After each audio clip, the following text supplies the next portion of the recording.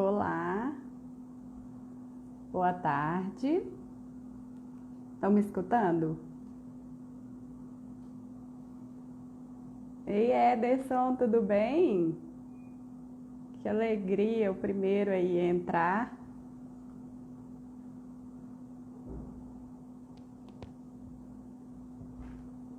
Tá tranquilo aí o áudio? Só um minutinho.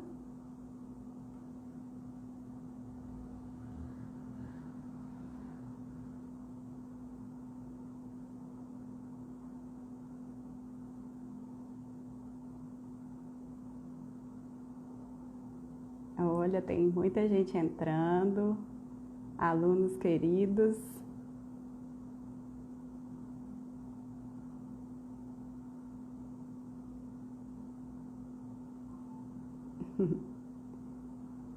Olá, gente, boa tarde, tudo bem com vocês?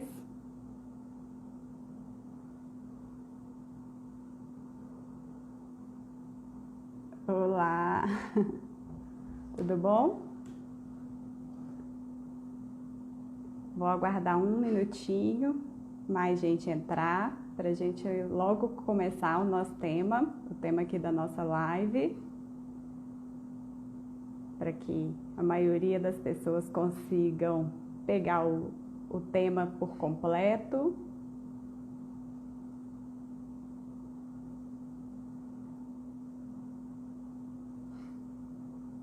Doutora Júlia, nossa professora, já chegou, já está aqui.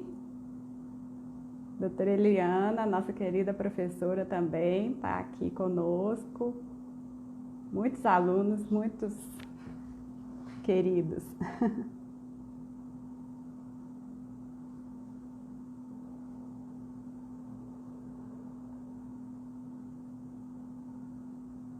Olá. Vamos lá, gente. Só tô dando um minutinho para que mais pessoas consigam entrar. Cilise, nossa querida parceira, está aqui também. A Isabel, nossa aluna querida da Belotur. Ei, boa tarde.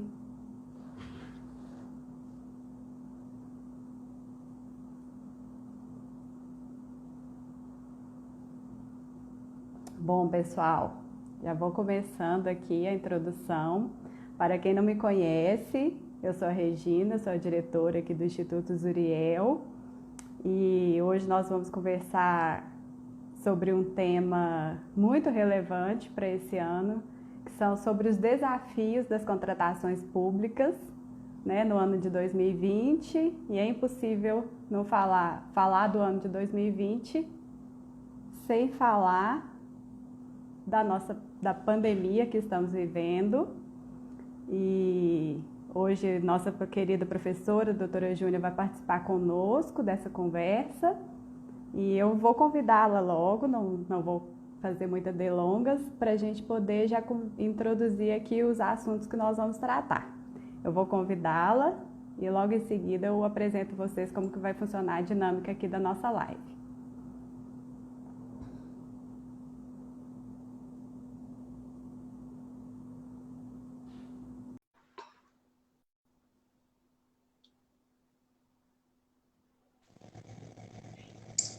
Boa tarde, Regina. Olá, doutora Júlia, boa tarde, tudo bem? Boa tarde, tudo bem? Boa tarde a todos. E aí, tá me escutando bem? Todos estão escutando bem?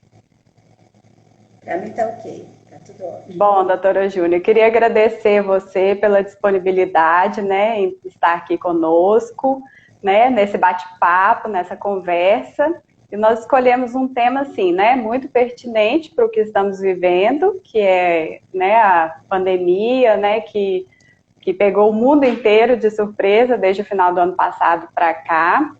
E a gente pensou num formato, né, desse bate-papo, dessa live aqui, da gente conversar um pouquinho sobre alguns desafios, sobre os desafios que os municípios, né, têm enfrentado nas contratações públicas durante esse período.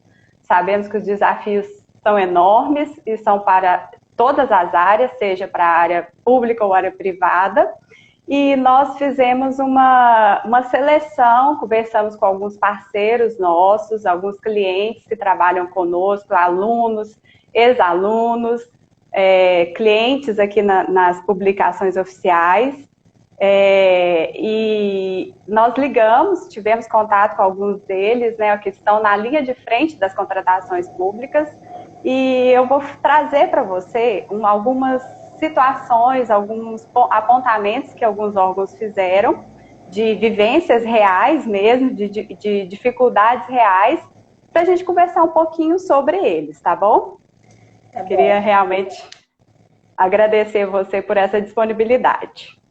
Regina, eu que agradeço o Instituto Zuriel, que é sempre um parceiro muito importante na formação de bons gestores públicos, né? Nós sabemos que há uma demanda, há uma necessidade constante de capacitação, de discussões, e os processos de contratação pública já vêm sendo alterados, né? Nós tínhamos, inclusive, a perspectiva de aprovação de uma lei que alteraria toda a estrutura, modernizaria ainda mais os processos de contratações públicas, e aí nós ainda fomos surpreendidos com a pandemia, né? Que eu até recentemente, numa conversa com você, eu mencionei uma confusão planetária, né? Exatamente. E que tornou ainda mais complexa, porque trouxe uma demanda nova, urgente, né? E sabemos que as contratações demandam um rito, demanda um procedimento, porque como se trata de recurso público, de interesse público, nós temos que tomar todas as medidas de segurança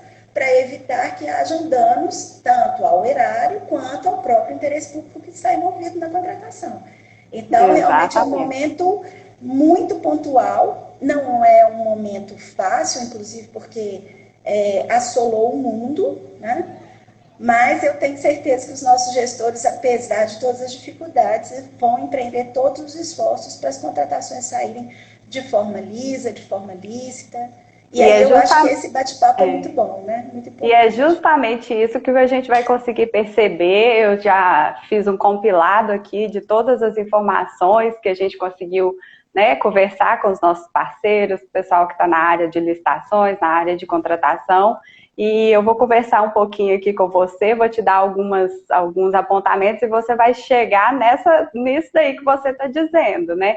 Todos conseguiram, apesar dos desafios, têm conseguido se sair bem, têm conseguido enfrentar com muita coragem, com muita força e, né, apesar de tudo, temos conseguido vencer aí, graças a Deus, essa pandemia. Eu vou começar aqui, doutora Júlia, eu vou ler alguns relatos e a gente vai conversando sobre eles. Pode ser assim? Eu tenho aqui um relato. Nós tivemos contato com a Andréia, nossa querida cliente, lá do município de Cláudio.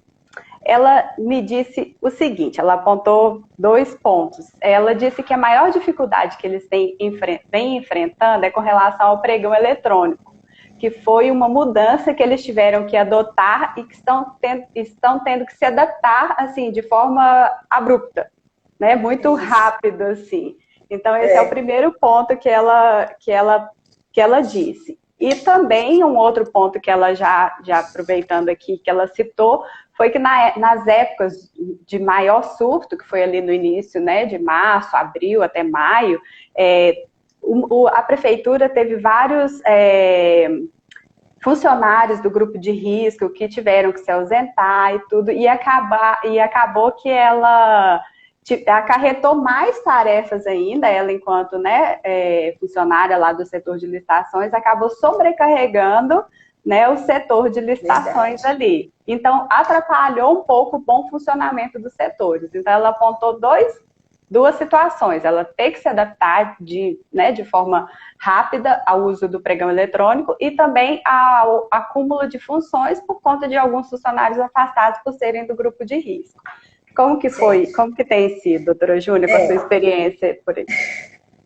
Na verdade, foi uma grande transformação, mas nós temos que pensar o seguinte, como a gente introduziu, os processos de contratações públicas já vêm sofrendo uma série de alterações. Uma dessas alterações, que foi de grande impacto, especialmente para os municípios, foi a edição do Decreto 10.024, que estabeleceu a obrigatoriedade porque até então nós trabalhávamos preferencialmente, assim tratava a norma, né?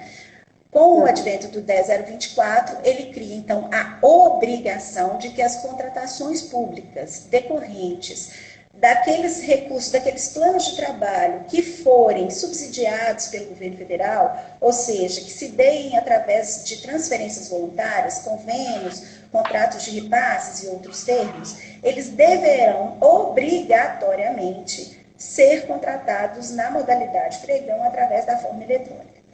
E aí, para isso, foi editado um calendário, o Ministério da Economia editou um calendário, esse calendário coincidiu com o período mais gravoso da pandemia, e aí, a partir de 1º de junho de 2020, até os municípios com menos de 15 mil habitantes estão obrigados a fazer a contratação desses recursos, né, quando se utilizarem desses recursos federais, vindos de transferências voluntárias, na forma eletrônica, na modalidade pregão.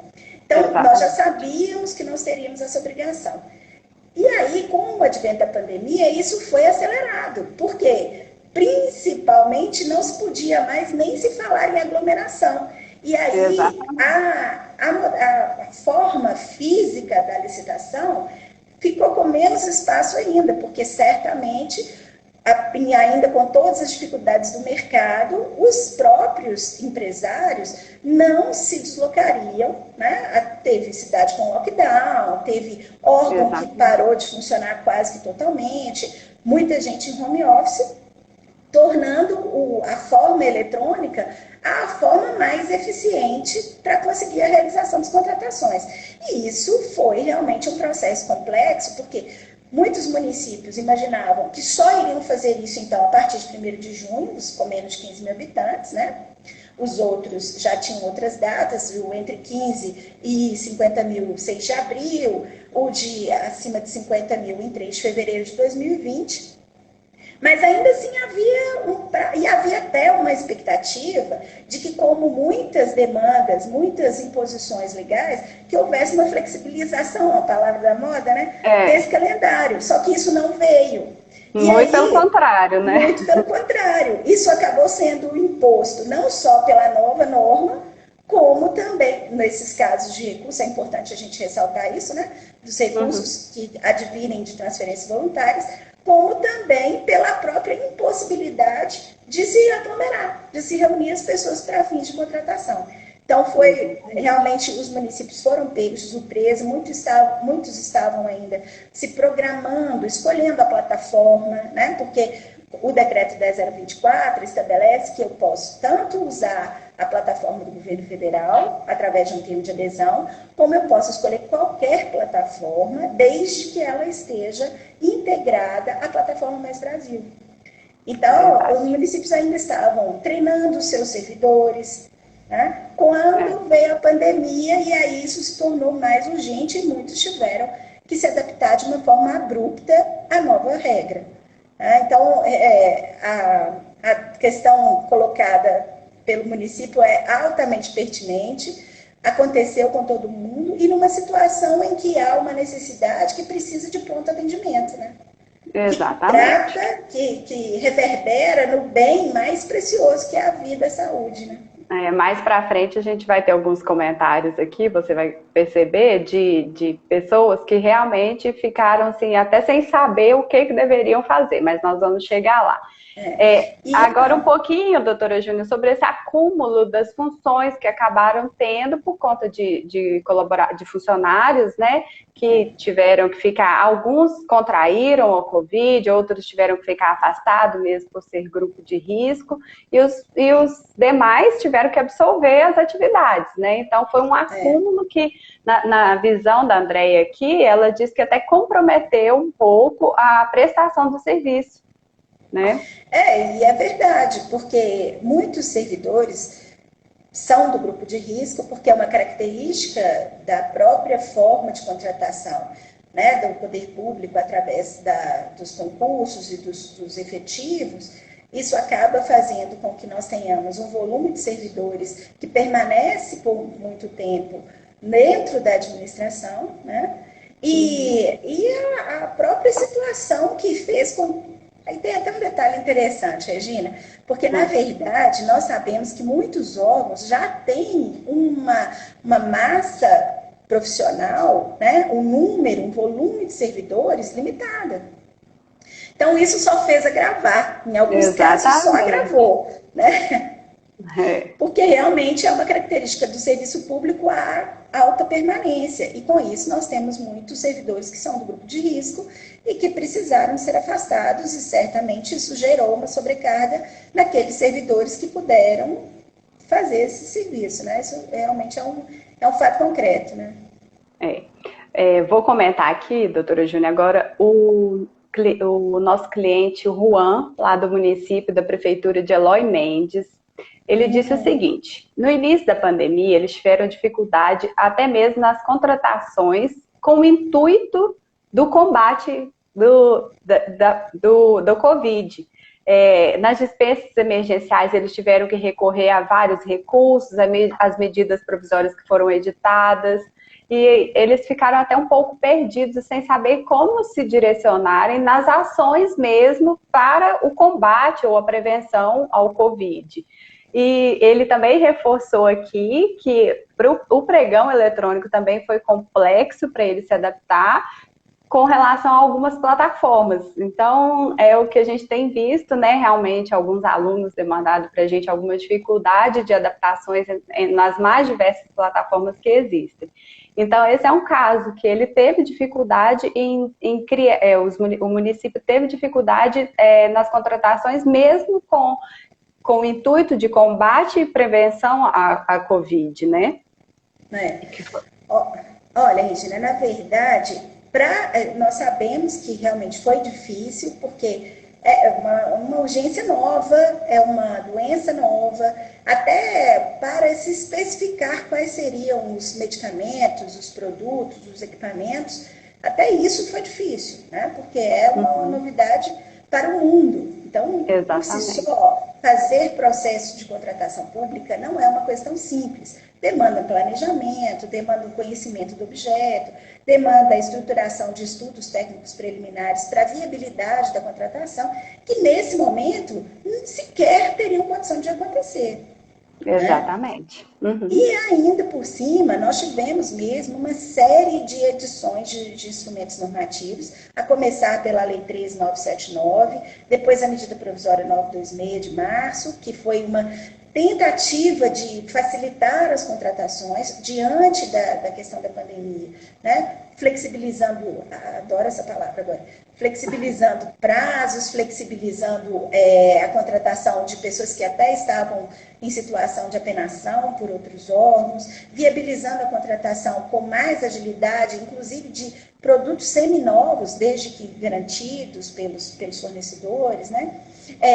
Fazendo com que fosse possível, e até em determinados casos, se contratar com valores acima da estimativa encontrada no mercado, porque como se trata de um momento muito atípico, pode acontecer de a gente realmente ter um único fornecedor com um preço que está acima daquele estimado, porque não tem estoque, né? Não tem um produto disponível na prateleira, não tem como fabricar num prazo muito curto. Então, até isso, os instrumentos normativos foram pensando. E isso foi acontecendo ao longo do tempo.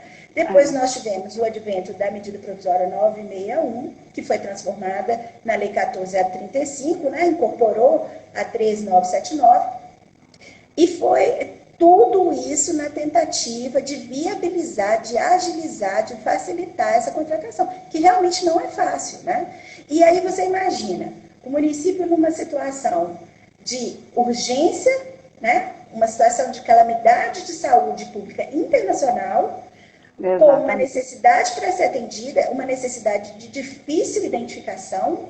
No início, então, foi o caos, porque usa esse medicamento, não usa esse, vai usar aquele, qual que nós vamos ter, qual respirador, qual o volume dessas contratações, nós não sabíamos, né? Então, realmente foi um processo difícil. Todo o medo, todas as notícias que vinham do mundo afora, um determinado país comprou todos os respiradores, não vai sobrar nada para a gente. Então, assim, realmente ter um direcionamento de imediato E planejar isso de imediato foi algo realmente muito...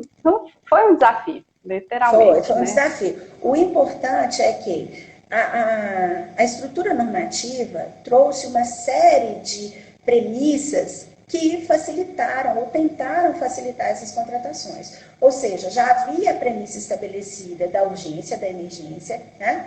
Havia estabelecida a necessidade de pronto atendimento, a viabilidade da contratação direta, né? Desde que devidamente justificada, desde que vinculada à medida necessária para o combate da pandemia.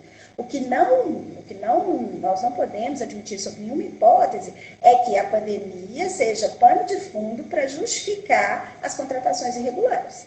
Né? As contratações sem fundamento, desnecessárias, inadequadas para o atendimento dela, certo? Exatamente. É isso que nós podemos pensar.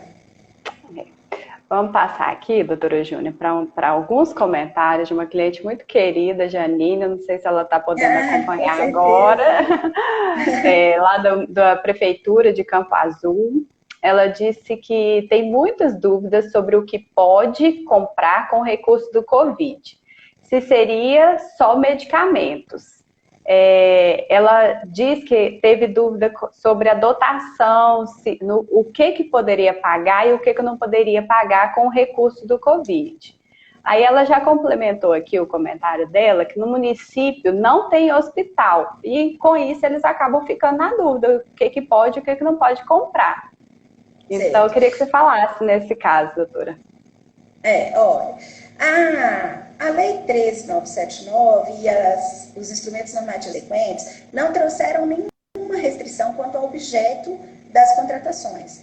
Exatamente porque cada caso é um caso, cada município é um município, e o atendimento da necessidade dele para o combate à pandemia pode ser altamente específico. Certo? Então, é um equívoco achar que só medicamentos podem ser adquiridos com esses recursos que vieram para o combate à pandemia, não.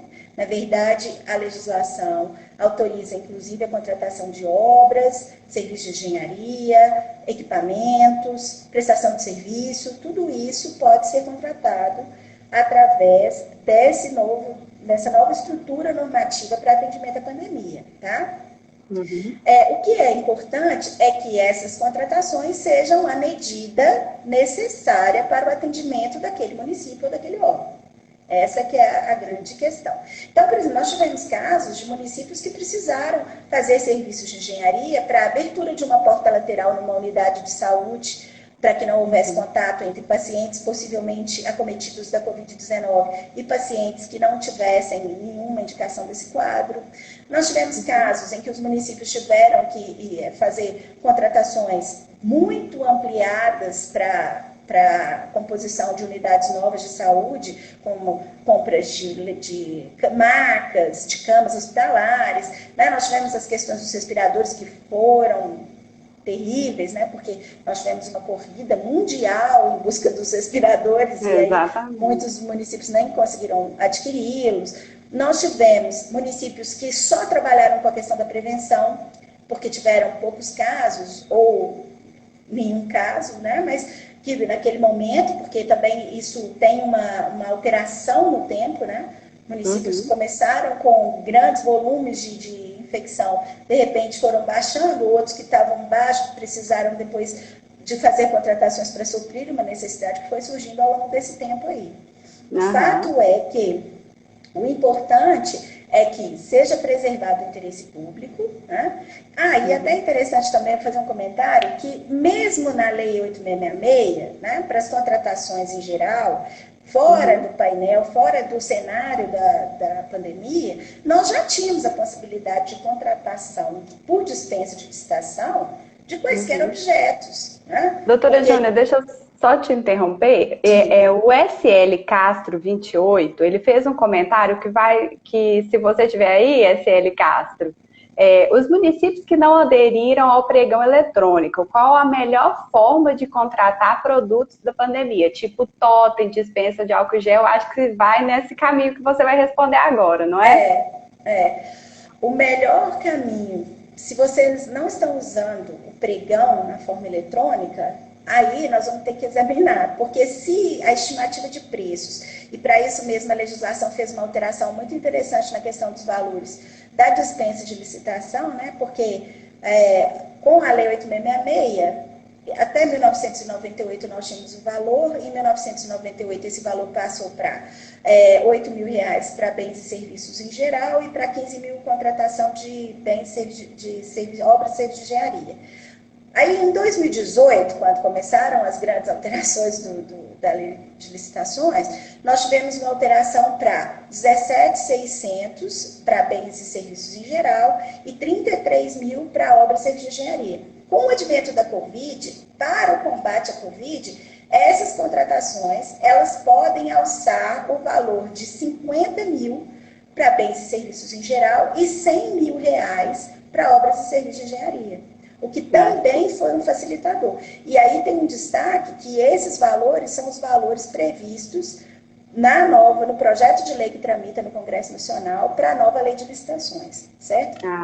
Vem atendendo um anseio aí. Então, nós precisaríamos primeiro ver se esses valores dessas contratações necessárias lá no município, né, do nosso aluno, do nosso colega, estaria compreendido nesses valores e aí a contratação poderia se dar com base no artigo 24, né, 1 e 2, dependendo do objeto, dispensa de licitação em função do valor. Ou então, dependendo do valor, nós enquadraríamos na questão da urgência e emergência. Tá?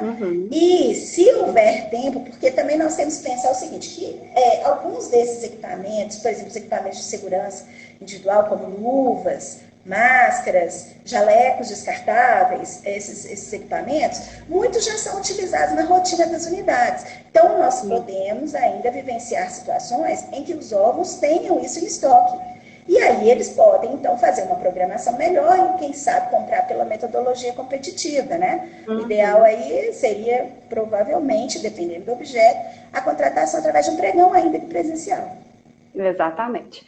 E aí, ainda aqui seguindo o comentário da Janine, né, de Campo Azul, ela nos disse que o município não tem hospital e eles ficam na dúvida do que pode e o que não pode comprar, e eles receberam recursos até significativos, mas não sabem o que podem comprar.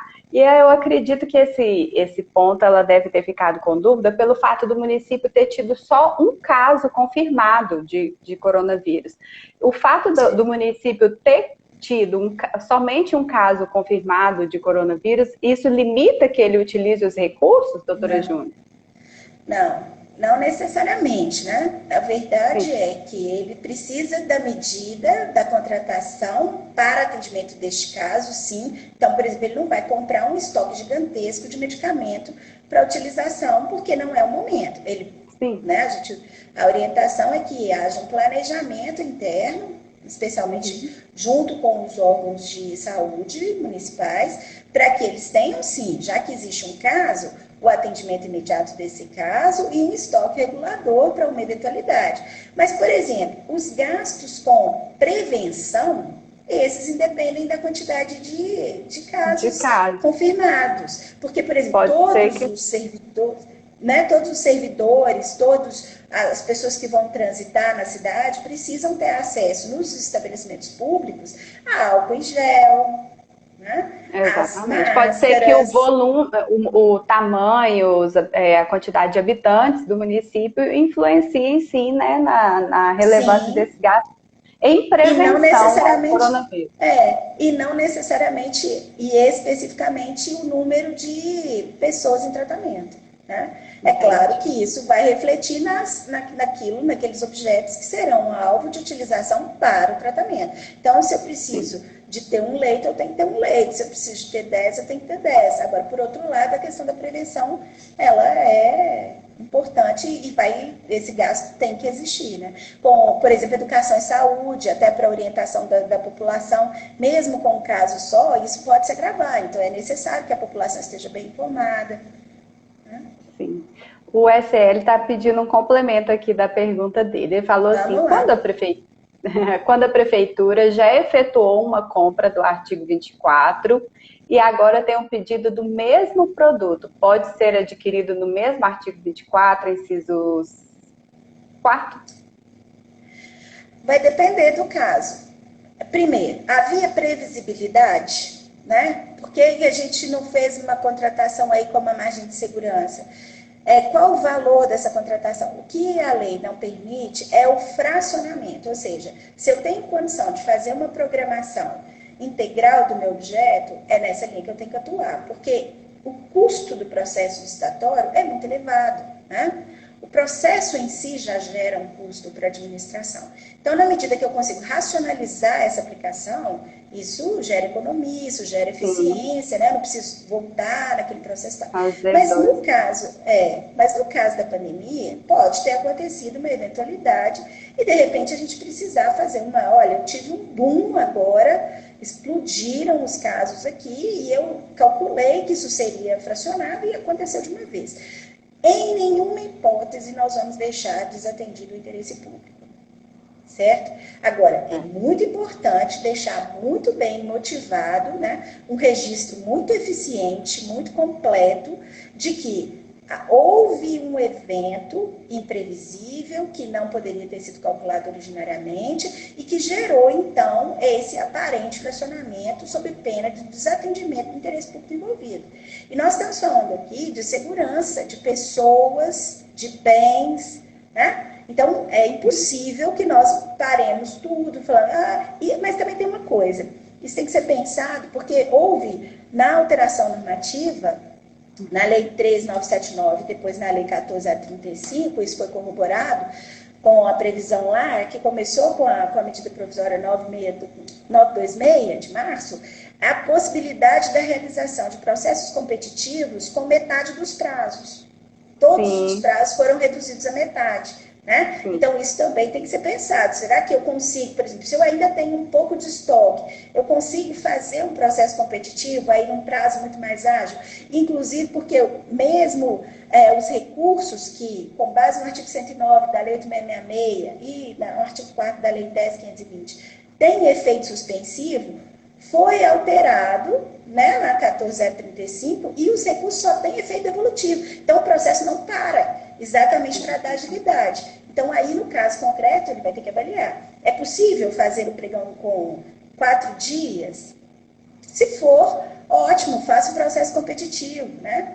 Se não for, faça a contratação com base na urgência, emergência, para atender o interesse público envolvido e com uma motivação bem feita, deixando claro que não foi falta de planejamento, que realmente foi um caso imprevisto. Eu acredito que esse seu comentário, doutora, vai de encontro com esse comentário do Fábio Artuso. Ele sugere aqui que o pregão com prazo reduzido, artigo 4º, eu acho que deve ser acaba sendo mais rápido e mais seguro que a dispensa. Então, é uma contribuição aí do Fábio. É isso mesmo. Mas é aquilo, o importante é não deixar desatendido o interesse público. Exatamente. Bom, aí agora complementa um pouco esse assunto que a gente estava. A Janine disse também que lá eles não fizeram pregão, somente dispensa e tiveram que fazer só com orçamento, pois não estavam recebendo os orçamentos no início da pandemia. Eles tiveram dificuldade para receber o orçamento.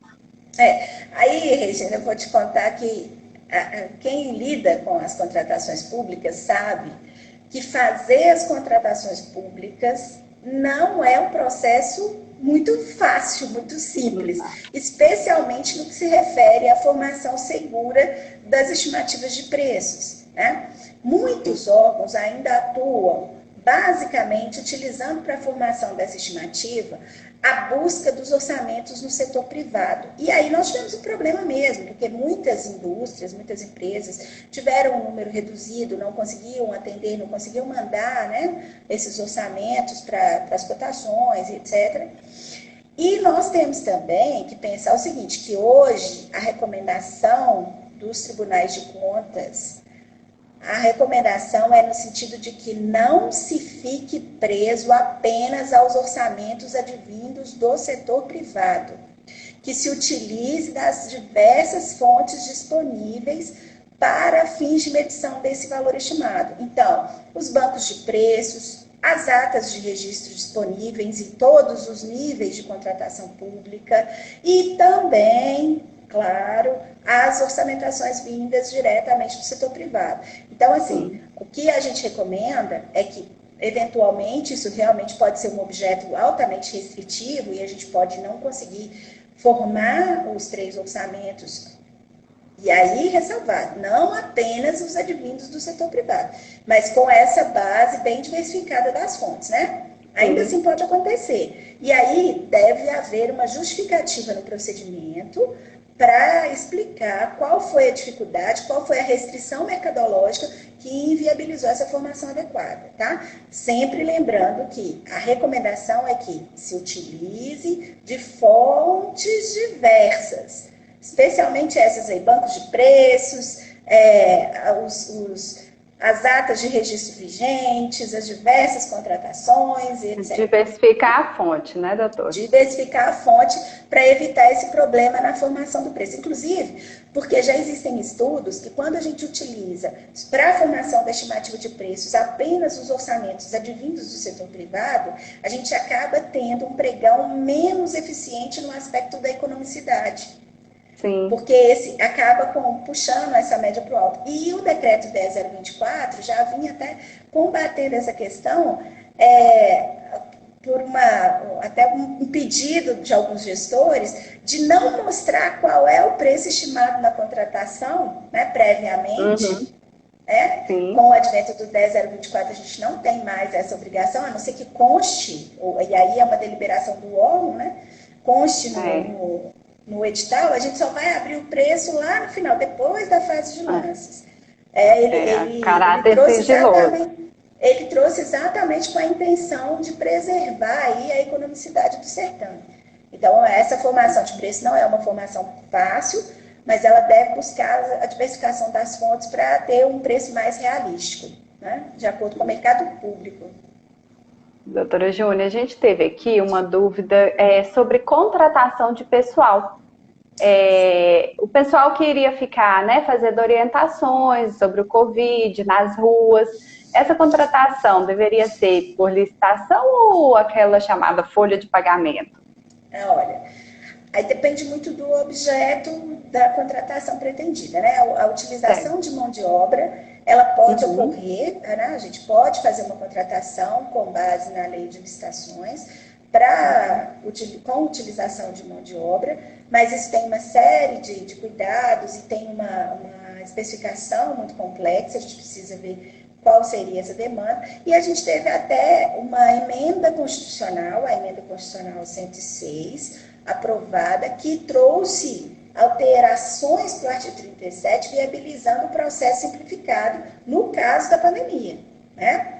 Então, se eu tiver um objeto, se eu tiver uma construção dessa prestação de serviços, eu posso fazer com que ela seja pela via da lei de licitações, e aí é uma contratação de prestação de serviços, ou eu posso ter uma contratação de pessoal, e aí ela não vai estar regrada pela 8666, ela vai observar os ditames próprios de contratação de pessoal, e normalmente nesse caso o que eu vou ter é um processo seletivo simplificado, permitido agora pela emenda constitucional para atendimento da Covid, com um chamamento público, né, para que essas pessoas que tenham a formação e que se interessem, venham, participem, tragam as suas condições, tragam os seus currículos, a gente faz uma análise, e via de regra, esse é um contrato a título precário, ou seja, a pessoa acabou a necessidade, ele é temporário, né? Acabou essa necessidade, ele vai ser dispensado, certo? E aí, normalmente, especialmente os municípios, têm um regramento próprio para a contratação de pessoal nessas ocasiões, para a contratação de serviços excepcionais e temporários com base na contratação de pessoal, fora da Lei 866. Deixa eu dar uma lida aqui, doutora Júnia, no comentário da Isabel, a Isabel Antônia. Ela disse: professora, é muito difícil encontrar contratações e atas de registro de preço com o mesmo objeto. Descrição, quantidade, condições de fornecimento ou prestação de serviços além das condições de mercado. E ela complementou aqui dizendo que com isso ficamos muito na mão de fornecedores. E, infelizmente, essa é a realidade, né, de grande parte dos órgãos públicos. Não, muito pertinente o comentário da Isabel, até porque a Isabel é a Isabel da Velotur. Eu acho que é ela, sim. Porque se for, o objeto das contratações dela são ainda mais peculiares. Específicos.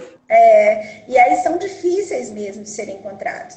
O importante é que, nesse caso, a gente tem uma justificativa bem acurada, né, da manifestação apenas, da formação desse preço apenas a partir dos orçamentos advindos do setor privado, já que realmente são. Mas lá, no caso, mesmo sendo específicos, até os contratos anteriores podem ser utilizados como base, né, para não ficar uma coisa muito dissonante.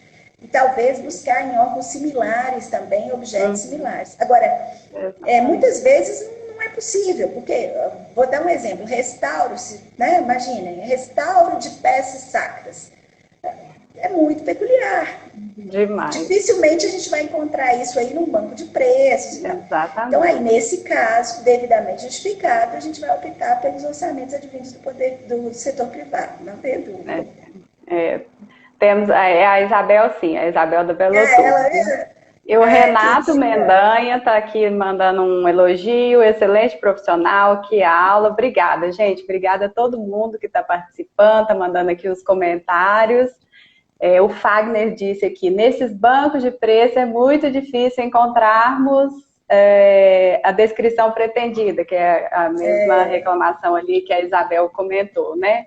Realmente é um grande desafio. A gente entende completamente essa situação. É um grande desafio, mas muitas coisas, eu acho que o que a gente pode pensar é o seguinte, o que for possível de ser solucionado através desses bancos, utilizemos, né? Sim. O que realmente não for possível, aí a gente vai tratar como essa excepcionalidade e buscar mesmo no mercado privado. E muitas vezes, é o que eu estou falando com vocês, muitas vezes nem mesmo no mercado privado nós vamos encontrar três, né? Exatamente. Então, né? Vamos chegar aqui no comentário. Nós vamos chegar aqui no comentário desse tipo. A Renata, nossa querida aluna e cliente lá no município de Igarapé, relatou muita dificuldade com fornecedores que enviavam os orçamentos. Quando o município ia comprar, não tinha mercadoria. Todos estavam pedindo pagamento à vista. No início da pandemia faltou álcool gel, luvas, etc. Eles tiveram até que desclassificar alguns fornecedores, porque não tinha o material, e ter o trabalho de refazer o processo e convocar o segundo colocado. Eles compraram, ela citou um caso prático que diz que eles compraram luvas com preço baixo, mas o material era tão ruim que eles tiveram que devolver. Bom, primeiro é importante a gente ponderar que o que a Renata está dizendo porque, via de regra, os pagamentos nas contratações públicas só ocorrem após o fornecimento ou a prestação de serviço. E com o advento da Lei 14.035, foi possível o pagamento antecipado, né? E isso foi muito importante para a administração. Os instrumentos normativos, a Lei 14.035 e a medida provisória 961 viabilizaram esse pagamento antecipado, que é uma previsão que já até existia na lei desde a Lei 4.320 em casos excepcionalíssimos. E aqui, para não restar dúvida, o instrumento normativo trouxe essa possibilidade, exatamente para tentar assegurar que os órgãos conseguissem comprar os estoques, né, ou mesmo que as empresas conseguissem ter um valor de mobilização para comprar matéria-prima e executar aquele serviço ou aquele fornecimento. Mas, por outro lado, nós tivemos muitos casos em que essas empresas realmente não deram conta, né? Não tinham estoque. Nós tivemos um caso aí muito famoso de um estado do norte da Suíça, né? Do norte, que compraram muitos respiradores e os respiradores não chegaram, né? E foi um volume de recursos elevado. Elevadíssimo. Então, nós tivemos elevadíssimo. E aí eles tiveram que devolver. E a lei tem essa previsão também, de que se foi pago antecipado, esse valor tem que ser devolvido, né? Sim. as medidas, se não conseguirem a devolução administrativa, vai para a via judicial para pedir a devolução, porque o que não pode é gerar prejuízo para o erário, já que a necessidade pública continua desatendida, né? Então, esse é o primeiro ponto. Então, há sim a possibilidade de pagamento antecipado para fins de contratações voltadas para o combate da pandemia, tá? Esse é um ponto. O segundo ponto é o seguinte: que bom, que maravilha que Igarapé tem um fiscal de contratos eficiente que estava trabalhando durante a pandemia. Graças a Deus. Porque, na verdade, é um sofrimento nas contratações públicas a questão da fiscalização e gestão dos contratos. Sim. Esse é um ponto nevrálgico fora a pandemia, fora da pandemia já é uma questão.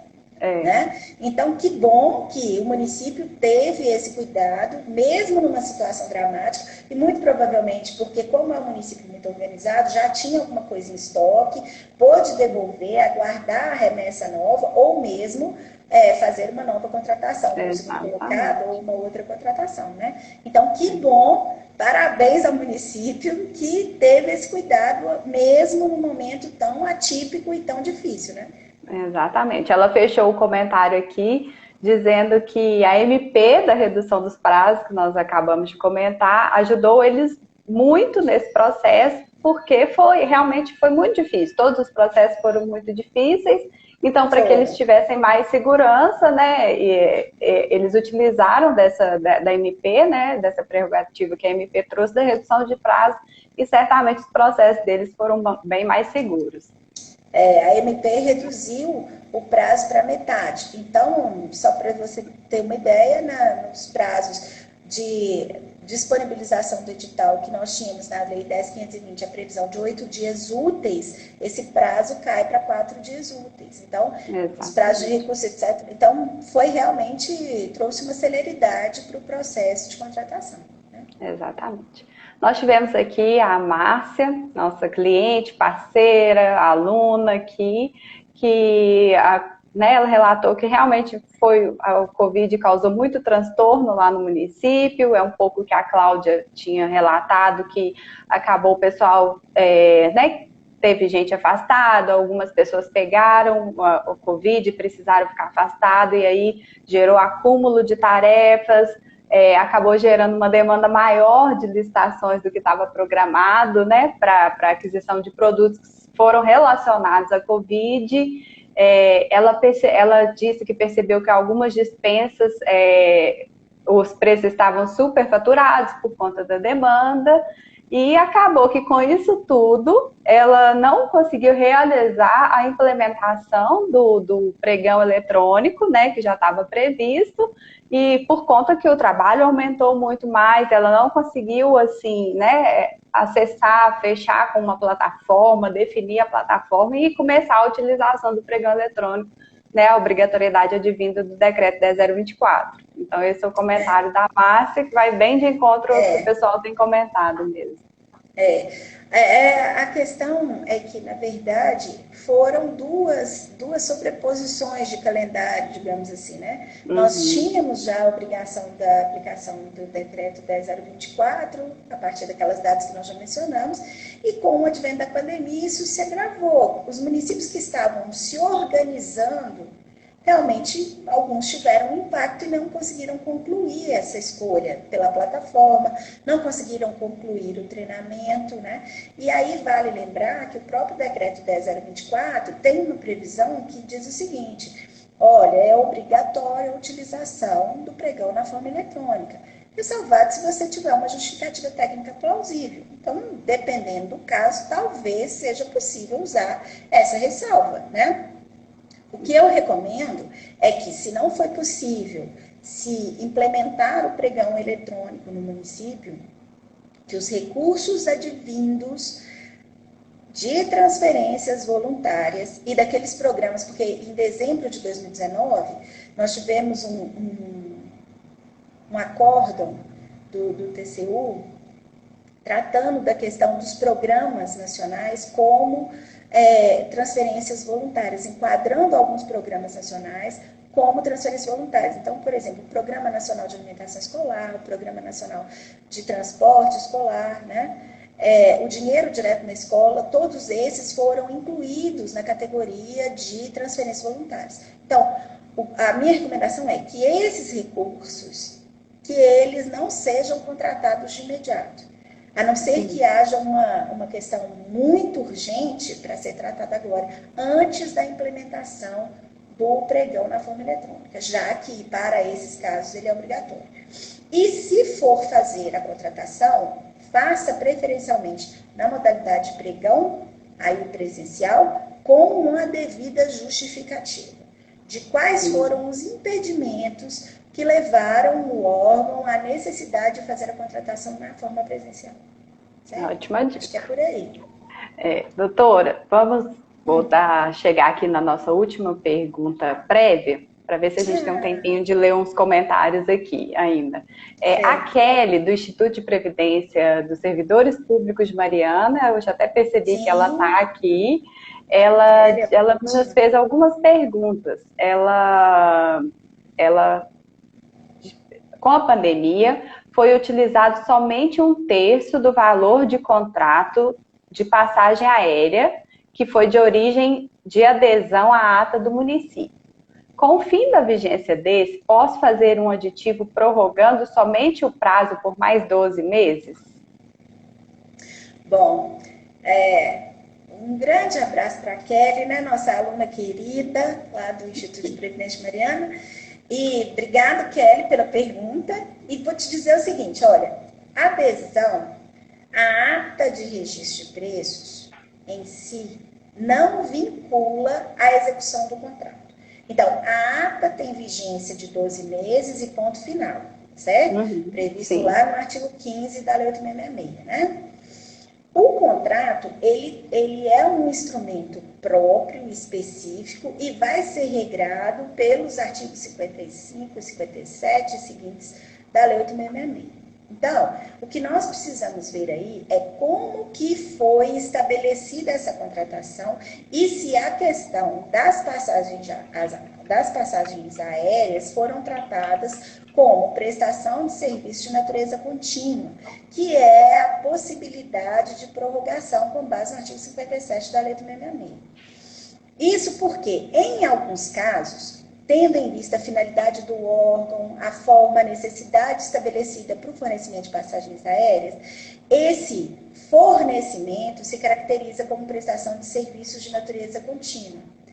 Especialmente para os órgãos, por exemplo, que demandam isso com muita intensidade e sem esse objeto geram prejuízo para a própria atividade que oferecem para a sociedade. Caso do Ministério das Relações Internacionais, das universidades federais que têm o tráfego de professores para fins de aprovação de teses, etc. Esses casos, o próprio Tribunal de Contas da União já reconhece a possibilidade deles serem enquadrados como prestação de serviço de natureza contínua, mas isso tem que ser tratado no processo estatório, certo? Sim. Porque, como regra geral, para os órgãos em geral, fornecimento de passagens se classifica apenas como fornecimento de passagens. E sendo assim, não cabe prorrogação desse contrato, tá? Mesmo com saldo. Pois é, infelizmente. Né? Infelizmente. Bom, gente, tem alguns outros comentários aqui. Infelizmente, 1 hora passa muito rápido, né, doutora? A gente precisaria, como você mesma disse, a gente teria muito tempo para poder falar de licitações, de desafios que todos enfrentam, mas infelizmente a nossa live pode ter só 60 minutos. Nós vamos fazer outra tão logo. Né? Tão logo a gente já vai definir a nova data, fazer a divulgação para todos os nossos clientes, parceiros, nossos professores, nossos alunos. Eu queria muito te agradecer pela sua disponibilidade, por trazer essa aula para a gente, nossa querida professora, e contar com você em outras oportunidades. Agradecer a toda a nossa audiência, todos que estiveram conosco desde o início da live até agora. e dizer para vocês que o Instituto Zuriel está aqui, está à disposição de todos, nossa professora Júnior está à disposição para a gente esclarecer, para a gente conversar mais, para contribuir com o crescimento, com os desafios que todos estamos enfrentando, seja na área pública ou na área privada. Agradecer muitíssimo a audiência de todos que estiveram aí. A nossa live vai ficar salva aqui no IGTV, quem não conseguiu assistir ela todo o período. E agradecer mesmo, estamos finalizando e até a próxima. Eu quero agradecer também, agradecer ao Instituto Zuriel mais uma vez por essa parceria tão importante, né? Agradecer a todos que estiveram conosco, dizer que a pandemia realmente foi um caso totalmente fora da curva, foi muito atípico, mas nós mesmos precisamos começar a pensar na utilização dessas ferramentas, né? Ferramentas tão importantes, ferramentas digitais, que vão viabilizar a contratação com mais transparência, com mais agilidade, né? E nós mesmos estamos nos modernizando, né? Estamos aqui online. Então, que sirva para isso e torçamos para que em breve nós tenhamos essa situação toda regularizada, todas as pessoas com saúde, né, com uma expectativa de resolução dessa situação tão complexa.